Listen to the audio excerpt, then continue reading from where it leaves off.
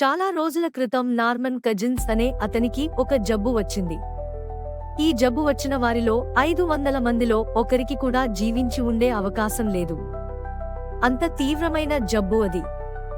ఈ మాట విన్న అతను చాలా దిగులు పడ్డాడు, బాధపడ్డాడు.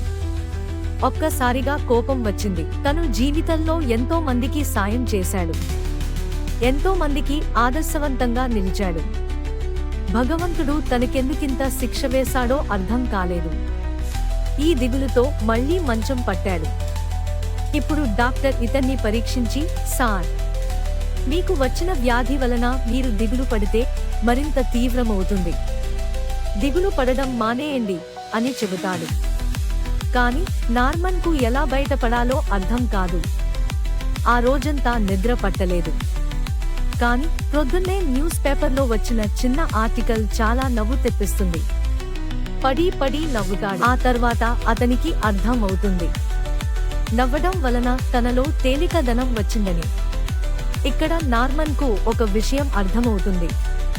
అంటే దిగులు వల్ల నెగటివ్ సమస్య అయితే సంతోషం వలన పాజిటివ్ ఫలితాలు వస్తాయి అని.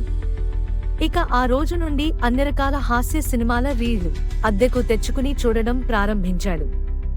అందరి మిత్రులకు ఫోన్ చేసి తమకు ఎదురైన హాస్య అనుభవాలు ఎలాంటివైనా సరే తనతో పంచుకోమన్నాడు. అన్ని రకాల హాస్య పుస్తకాలను తెప్పించుకుని చదవసాగాడు. అంటే నార్మన్ వీలైనంత వరకు సంతోషంగా ఉండేందుకు ప్రాముఖ్యతనిచ్చాడు. కొన్ని రోజుల తర్వాత డాక్టర్ మళ్లీ చెకప్ కోసం వస్తాడు. ఈసారి నార్మల్లో ఉన్న పరిణతిని చూసి డాక్టర్ చాలా ఆశ్చర్యపోతాడు. ఈ అభివృద్ధి ఎలా వచ్చిందో అతనికి అర్థం కాదు. ఎందుకంటే ఆ వ్యాధికి ఇంకా ఎటువంటి చికిత్స కనుగొనబడలేదు. తను ఏమేం చేశాడో అంతా చెప్పమని ప్రాధేయపడి తెలుసుకున్నాడు. ఆశ్చర్యం, అద్భుతం.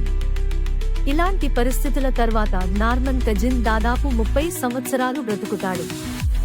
ఈ కథలో మనం గమనించవలసిన విషయాలు, చాలా మందికి ఉన్న రుగ్మతల కంటే వాటి మీద ఉన్న దిగులే ప్రాణాంతకమవుతాయి. ఈ రోజుల్లో ఉన్న రుగ్మతలు కూడా టెన్షన్స్, అనవసరమైన ఆందోళనల వల్లే. అందుకే ఆందోళన కలిగే సమయంలో సంతోషకరమైన విషయాల గురించి ఆలోచిస్తే ప్రస్తుత పరిస్థితి నుండి బయటపడవచ్చు.